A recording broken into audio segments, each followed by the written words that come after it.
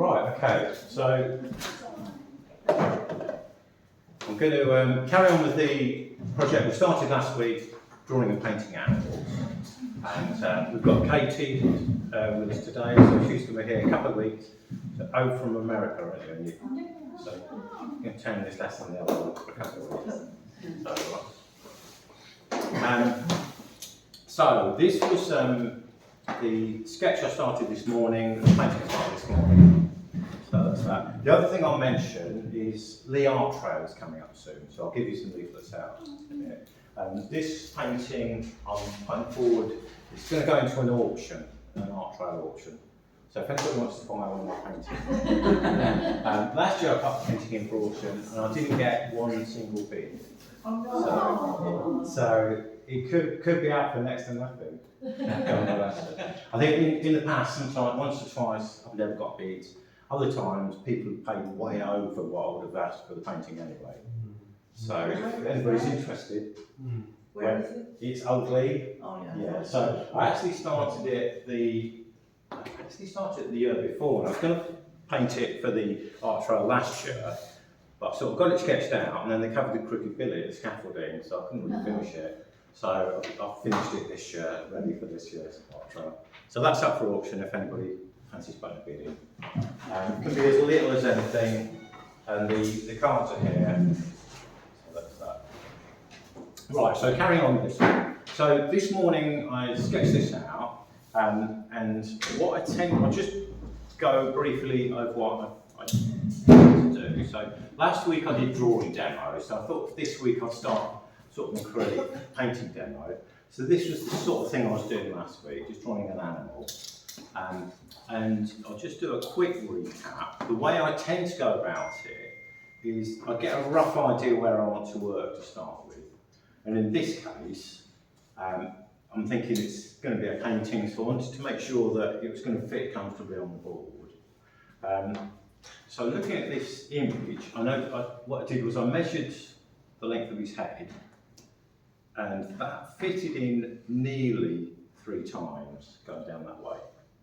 So just measuring it with my pencil, I'm going sort of 1, 2, almost 3, and then I knew then that if that was about the length of, I kind of drew that and thought, does that fit in 3, 1, 2? And it nearly does. It could have been a tiny bit more, but it almost fits on. So that's my starting point. From there, I sort of got in a line for the eye level and sort of drew a cross shape, almost like a cross shape. And that gives me a guideline, a bit of structure to work from. And I very much like working from the inside of shapes and objects working out. So I then started with this eye, got the distance between the eyes. And again, I just sort of guessed at that, but I think it's about there. And then I used that distance, so between here and here, and then going from there to there should give me, let's just check that. But now, looking at it now, that's about right. It's about 1.5, I think. Yeah, that gives me the sort of distance between there and there. So sort of using that and that kind of ratio between those. And then from there, I can then start drawing out shapes. And just in the, when I was looking at it at this just a minute ago, I noticed that I've got his neck a little bit too low down and his back, so I've altered that. But basically, I kind of get the head shaped in, kind of work up to the ears, and then gradually work my way down and through here. So I'm looking at the shape of the markings on his chest. So that's something like that. And then his other leg, I think is about there. I could look at where his knee joint is and just see how that lines up. So that's more or less in line with the tip of his ear there, would be where that goes round. And I was just looking at from here to here, basically where he's got really, really big muscles at the front area. It's really quite wide across there. So just kind of measuring that space and comparing it with this. And so that's about there where his elbow would be. That's going to come up around there. And then his paw. That is this core starts there. So basically, starting here and then relating back, just seeing how everything lines up either vertically or horizontally. Or sometimes I might sort of carry a line through and just see how things line up. Like this shoulder, I just thought, well, if you carry that line up, carry that through, that's going to go through his eye, really. So that's when I realised I've got that too low, and that's got to go up a bit. But it's a related way of seeing. It's sort of getting something down and relating the other bits to it. I know I keep sort of going on about drawing, but I do think it's really key. It's key to, if you want to paint and draw these sort of figurative paintings, or paintings that are realistic, you might call it, something like that. And you've really got to, train your eye to see these sort of relationships. That's not great. Great rendition of this form, it's something like that. So onto the painting bit. I'm just using these acrylics today. I used a lot of the oils the last few weeks, so they're here if anybody wants to use those. I thought the next couple of weeks I'll use acrylics this week, maybe some watercolour, maybe some pastel, just use some of the other mediums. So it's quite nice to get some background areas in first. So I'll use some white. There's a tiny bit of a yellow ochre colour there, and a little bit of raw umber. Just mix those together to get a little bit of a background colour. Now with this scene, there's a lot of complicated, rather clutter in the background. So I would quite like to just simplify that. Maybe just keep a light pale colour here, perhaps the colour of his blanket there, or something close to that, and then perhaps this beige colour. So it's really simplifying the scene. It's more of a portrait, so I don't want too much going on in the background. And that's a personal choice. You can choose how much or how little to include. So just kind of carry that on a little bit, just sort of work these.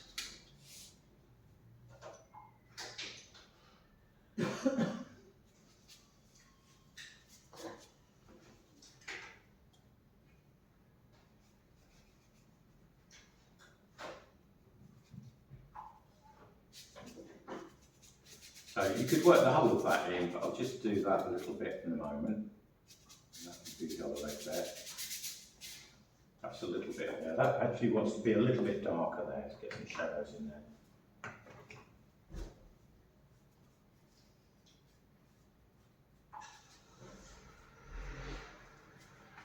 And then I'll work a little bit into the structure of his body. Quite like to get something of the eyes in first. So,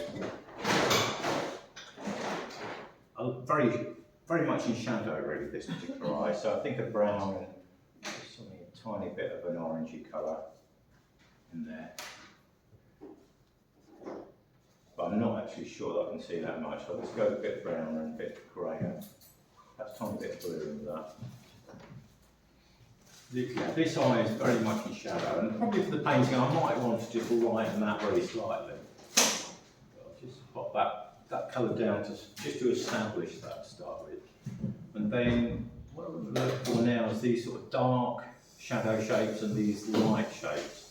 So the shapes where the light is just catching the shape of his skull underneath his fur. So I'll go in dark to start with. I've got some black here, which I'm going to use and just mix a tiny bit of red in with it. Just warm it up a little bit. For years I never used black, but now I tend to use it, but I'll mix other colours in with it. On its own it can be a little bit dead looking really. Just got to be a little bit careful of that. So just work that around there.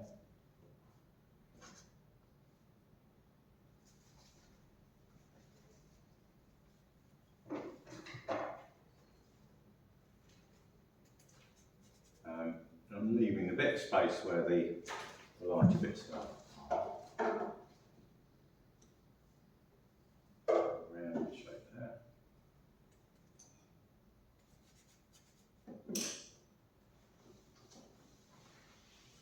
And then work my way down here. Get my paint out.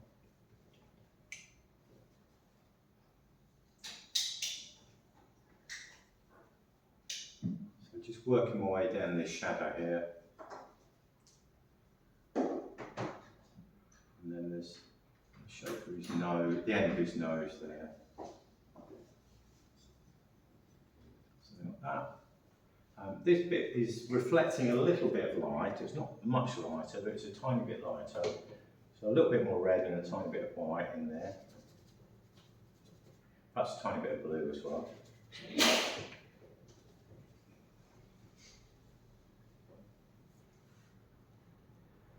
Maybe a little bit lighter still. Let's just get that kind of lighter pale grey. And then this bit is a lot lighter still, so I'll use the same mix and go with more white.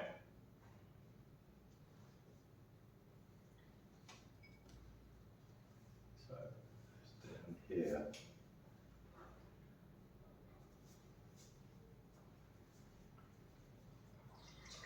So rather than trying to look for things like fur effects and any details, what I'm really doing is just looking for areas of light and dark. Trying to get the whole form modelled with light and dark, colours or tones. A little bit of light reflecting on his nose there.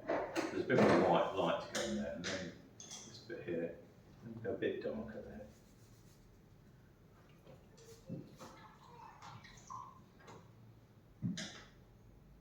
And then it goes a tiny bit lighter again. Pick up the light.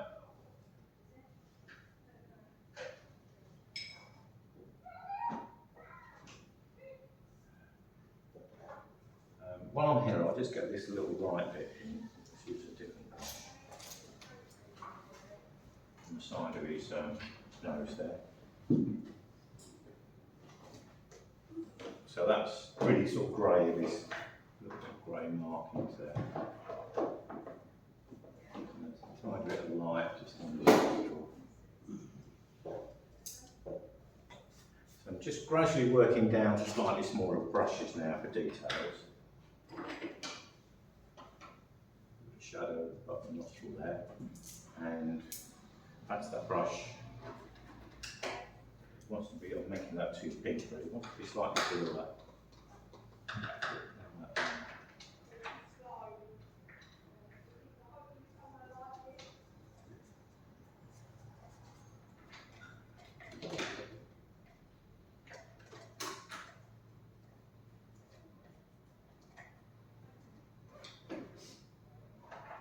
So I think that's enough. I might as well just put some. This, although he's got a white marking on his front, that's all in shadow, so that's not very bright. I think be okay with that. And then I'll just try and get the shapes around his eyes a little bit sharper. I think once you get eyes in, it starts to kind of bring it to life. A little bit of shadow in the middle there, some reflections. And then a few lighter, not very light, but just a little bit of light reflected just in a couple of places. I think that's probably enough to read, for that to read as an eye there. Bring the dark over a tiny bit.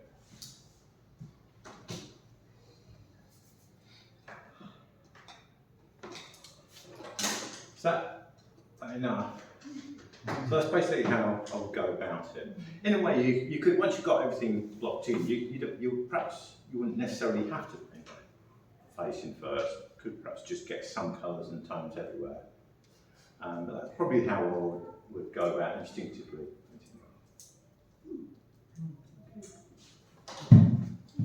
Any questions?